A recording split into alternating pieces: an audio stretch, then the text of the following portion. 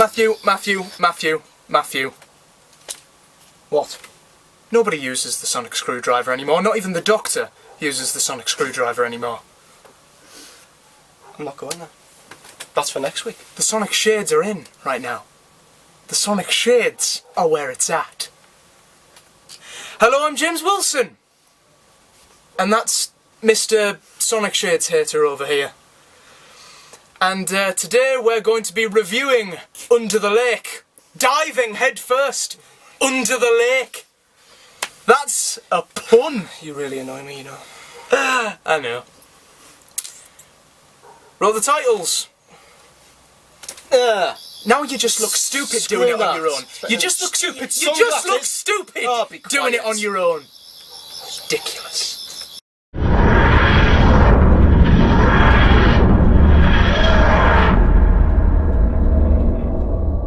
So then guys, diving headfirst under the lake. I'm going to say that again. I don't care. It's a good pun. Next week I'm going to throw you before the flood. That one was terrible. That was dreadful. You should be terribly ashamed. Anyway, so the opening of Under the Lake. What did you think of this? I thought it set up the ghosts quite well, and even the supporting cast as well. Yeah, it was probably the best opening before pre-title sequence of the series, actually. Yeah. I think it was very action-packed. It introduced the danger pretty much straight away.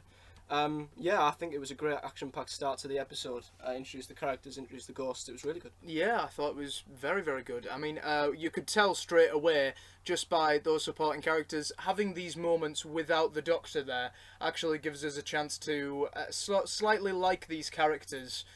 Before we even, get to the Doctor, Yeah. So you kind of know which character's going to be which. We knew that. I still don't know the name of his character, so I'm still going to call him Mr. Rook. I'm still. He was called. Oh God, I've got him somewhere. Hang on. Get back to me on that one.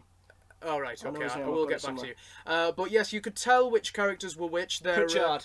Pritchard, that's it. These characters were very well developed, I thought, and I even loved that deaf character, Cass. I loved her character. I thought she was incredible. Yeah, we'll talk in depth about them a bit more. Yeah. We'll start with the setting actually, because this is what I think intrigued me about this episode more than anything else. Oh yeah. Was the setting of it being underwater, and I liked it. It was a great setting and everything, but I don't feel as if it actually had any relevance until the end. It was almost as if it was there, but I mean, the first 40 minutes could have happened in a base anywhere. I guess it wasn't until the end. I guess Pritchard's death with him drowning and stuff was, part of it. But yeah, the setting was great. Yeah, but it kind of had the same concept as Mummy on the Orient Express last year. It had that sort of concept where they had nowhere to go, they had nowhere to run. Yeah. They had all these corridors and alleyways and stuff like that, but ultimately there was really nowhere to run. So I think that it being underwater definitely set the atmosphere, because as we know from Waters of Mars, water can be incredibly frightening. And I think really towards the end of the episode they were facing two foes really. One very impossible. I believe I said this in our preview. They're facing two foes. One very impossible, and the other quite mundane really. Yeah. That we see every day. Yeah, it was the water was good when it finally did enter the episode, but the ghosts. Before we talk about Clara and 12, I think we might as well just talk about the ghosts. Yeah. They started off really, really well. I mean, I thought they looked... Started off. Started off. That's what I'm going to say, because the way that they killed Pritchard was really creepy. Seeing his dead body, floating in the water, and then obviously seeing his ghost was incredible. Yeah. The ghosts were great as well at the start. They seemed like they would just kill people for the sake of it. But I felt as if once they started to refuse to kill people and their real... what they really wanted to do and the reasoning behind what they were there for, once that came out, the threat kind of disappeared. I think once they were trapped, all danger kind of disappeared for quite a long time. Yeah, well, once their threat was not so much a threat anymore, and they actually had a motive behind actually killing people. I think that was the point where the water and the flood came in. So I think that's when a new threat sort of came. So I think it was smart that Toby Whithouse managed to, as one threat had ended, another had began. So it still kept that thrill and that chase in the episode. Well, there was actually a huge gap, because when they trapped the ghost, it took them about 15 minutes until the end. And that is the part of the episode which annoyed me, but we'll get to that. Yeah. But yeah, I'll just say, to start off with, the ghosts were great, and I loved the design. I loved how merciless they were at the start. Yeah. Their hollow heads in their eyes were, oh my god, haunting. Very, very creepy indeed. 12 and Clara. Oh, beautiful. Much better. Incredible. Absolutely brilliant. I really enjoyed this, and as I said in previous weeks, Clara has definitely been playing a back seat to this series thus far in the last 2 weeks. So it's really good that Clara has taken centre stage once again. You know, not centre stage. Well, no, but the Doctor and Clara's friendship is finally starting to shine through. What we've been hearing in interviews and stuff like that, in articles, we've been hearing that their friendship is going to strengthen this series. So I'm glad that is shining in this episode, because I didn't see it in Magician's Apprentice and Witch's Familiar, because it had been overshone by Davros, really. Yeah. And so I'm really glad that this has happened. The cards bit, that was incredible. I loved that bit. Yeah. I was laughing, but at the same time I was like, oh, that's lovely. That was a lovely moment. With the reference to Sarah Jane. Yes, a lovely reference to Sarah Jane as well. And I honestly, Clara and the Doctor were just superb in this episode. Yeah, back to their best, especially 12, because I didn't actually realise this until last week, that 12 has been, he was drifting a little bit, I felt, after The Witch is Familiar. 12 was drifting into a much more bumbly and humorous Doctor, which I didn't think was him, and I think Moffat written him well in some scenes in the opening two-parter, but a lot of scenes like the guitar scene and a few scenes where he wasn't 12. And Whithouse, I will say with confidence, has written him better than Moffat. Yeah, I think Whithouse written him back to us. He was witty. He was sarcastic. Like when he first met Pritchard, and Pritchard was saying, "We can't leave the base. There's £1 trillion worth of equipment down here." And 12 went, "Right, so you're the idiot." And then he walks off. Yeah, and then 12 later on is just like, why is this man still talking to me? That bit was brilliant. I loved it. I called it that Pritchard was going to be the dickhead of the episode, and he eventually died. But I thought that was really, really good. 12, I think I really did.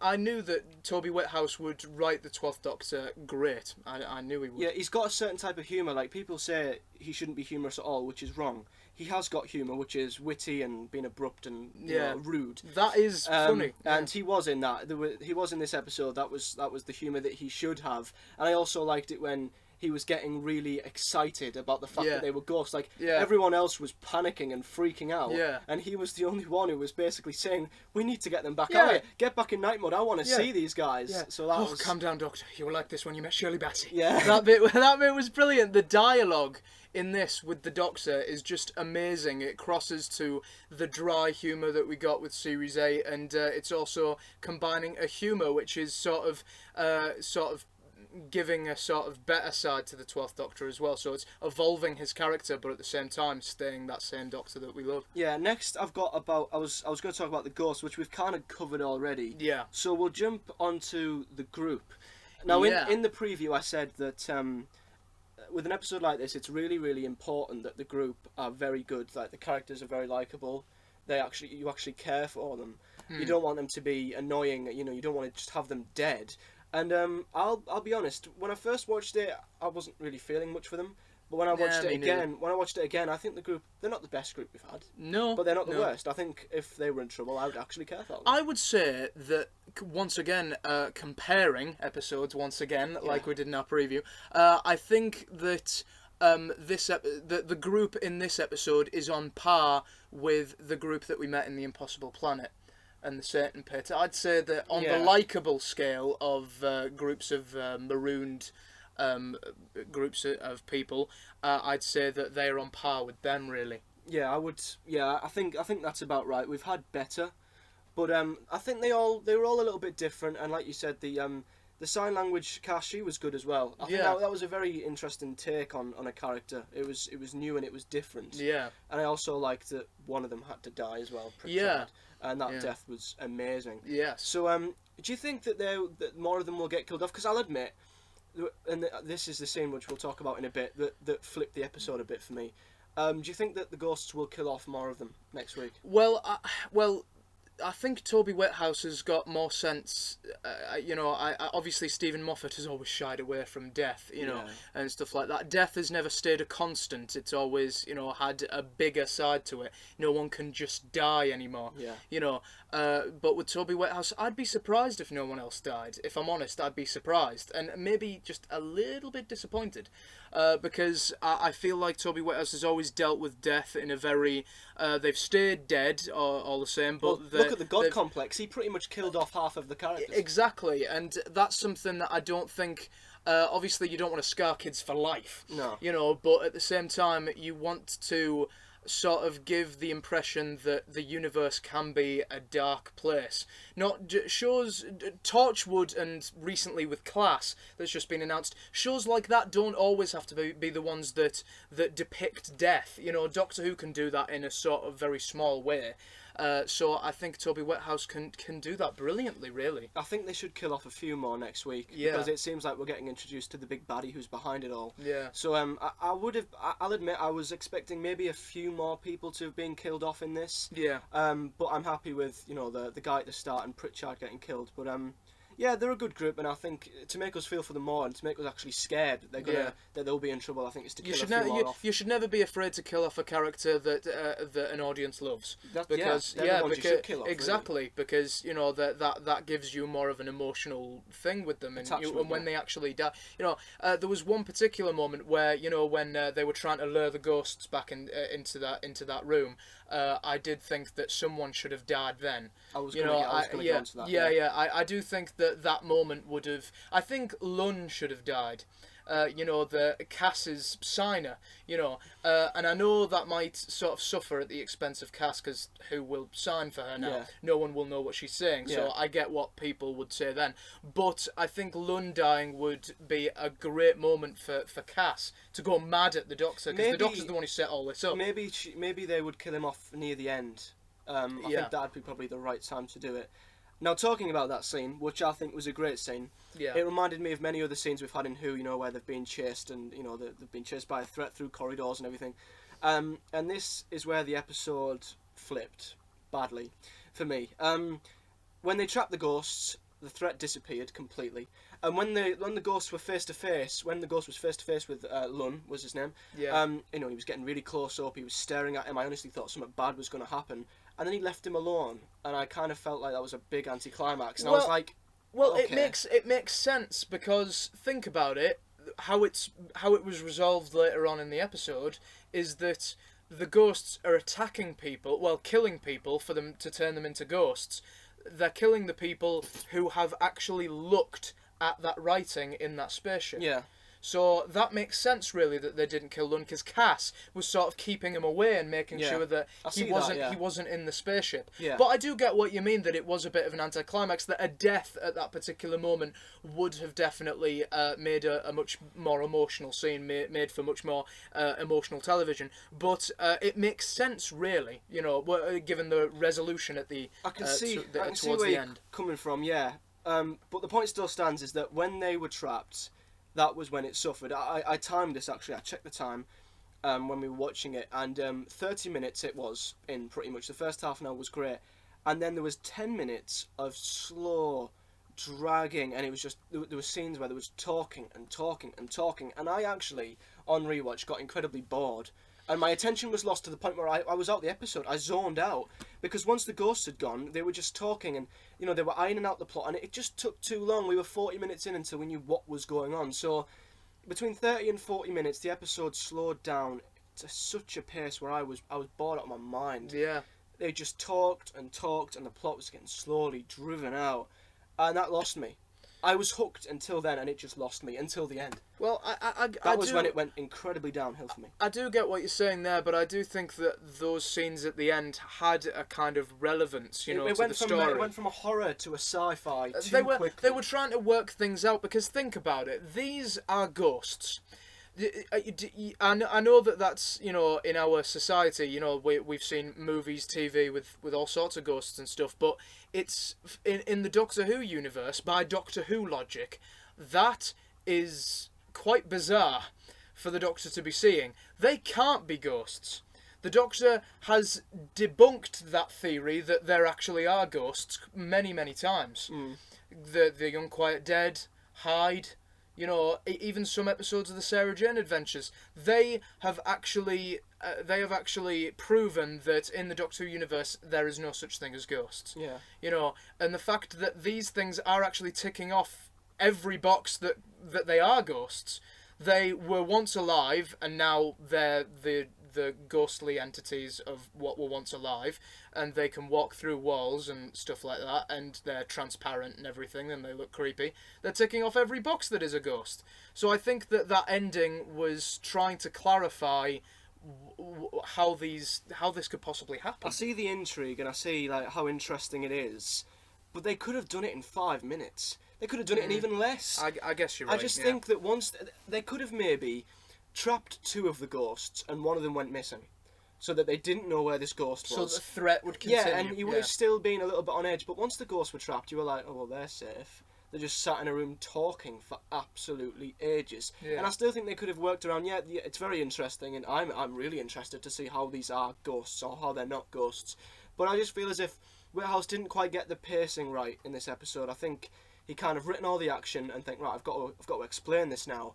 Oh crap, I'm only half an hour in. Damn it, what am I going to do now? I've only got this in the cliffhanger. So he just kind of and this episode was like out. 42 minutes long? Yeah, it wasn't as long as others. No. So that was when I wouldn't say that it destroyed the episode to the point where there was no going back. But it slowed it down to a point where on rewatch I was out completely. I was literally sat there with my head in my hands, just like, come on, I wanted some action. And when when the water finally broke through at the end, I kind of gasped and went, thank God, something's happening. Well, there is more to an episode than just the action. I mean, obviously, yeah. Yeah, I mean, one of my many favourite episodes of New Who is Midnight. You know, an episode which is primarily filled with dialogue.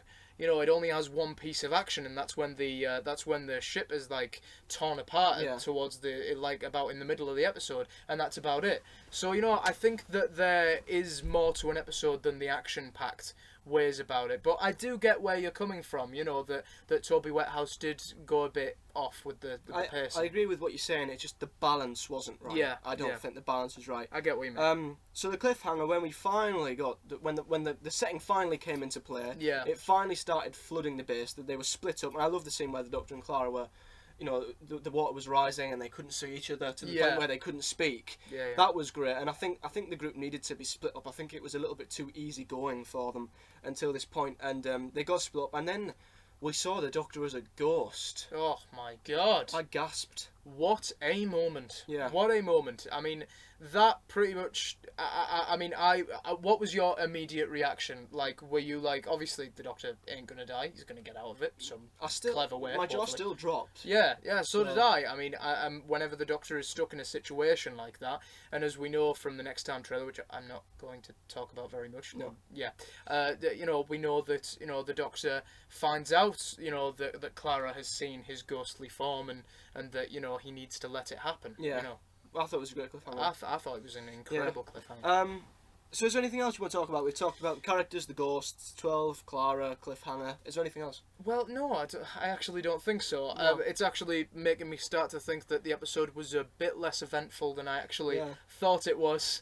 Yeah, so I'm actually, you know, the fact that this review has only been like probably around 18 minutes long, the fact of that, you know, actually makes me think, wow, quite an uneventful episode, A really. little bit, yeah.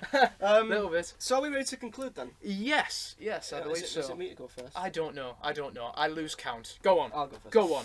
So nice. Okay, Under the Lake started really, really well. It was action-packed, creepy, and intriguing. Once the first 20 minutes of action was over, however, the episode slowed down a lot. It took way too long for the plot to be explained. It went from horror to sci-fi way too quickly. There were too many slow-talking scenes, what left me begging for some action. 12 and Clara, though, were much better in this. 12 was back to his best, and Clara played her part too.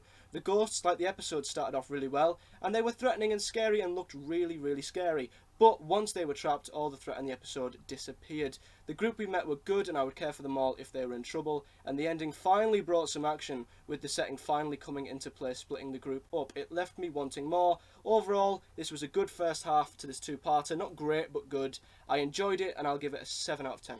Wow, okay. I'm not going to give anything away, but mine's higher. I thought it would. Yeah, but yes, that's because it's Toby frickin' Whithouse. Anyway, so, conclusion. The episode... I'm biased! Sorry. Excuse me? Sorry. Do you mind? Sorry. Go on. Go on. Catching something there, Matthew. Yeah. The episode had a very basic plot like the classic series did, but in this story lied a greater mystery, such as how ghosts can possibly exist in the Doctor Who universe. The Doctor and Clara are brilliant with some very touching moments, although the supporting cast did seem to only be there to ask the Doctor questions. Sorry, I forgot to talk about that. I did enjoy the deaf character Cass a lot. She seemed like a very strong character. The ghosts were very creepy and rather haunting. Toby Whithouse has once again delivered a superb story with a shocking cliffhanger, which I can't wait to see reach its conclusion next week. 8 out of 10. Wow. Yeah. Finally, you've gave an episode higher than me. I know. I know. I don't feel as Sorry, nice. changed my rating. 8.4. Yay! 0.1 minus 10. Get in. There we go. That's what I like to hear. Try writing that when we edit it. Yeah. Yeah. No, sorry, no, my god, I can't believe you just done conclusions and I didn't talk about this. That scene with the Doctor when he was talking about how much he cares about Clara, that was another touching moment. Yes. Just very quickly wanted to talk about that. What did you think of that? I thought that was beautiful. Yeah. I was close to tearing up. Well, if it was Moffat, I can imagine him making 12 hug her and start jumping around singing a song with the guitar. No. But yeah, I think Whithouse really, he really got on it. He gathered how 12 would say something like that. Yeah. You know, he realises that 12 is not very good at all with compassion and showing, you know, care for somebody. He's terrible with that. Yeah. So yeah, I think Whithouse couldn't have written it better. Yeah, definitely. I mean, Toby Whithouse has spent the entire of Series 8 being a fan. You know, he's not been involved in any of the production process. He's not been involved in writing. So, you know, I do think that Toby Whithouse has seen it from a fan's perspective again. And I think he's gathered where the 12th Doctor would be and how he would say things. He's encapsulated 12. Yes. In a much better way. I don't know where that word came from. Yeah, I don't know. Does your head hurt after saying a a word that long? It does. I don't think it's a word. Just roll with No, it. I don't think so. People just checking a dictionary if you can. So then, guys, thank you very much for listening. Please like this video, subscribe to Who Addicts Reviews, and comment below your thoughts on Under the Lake. Don't get this. Don't get this. You were saying? Just.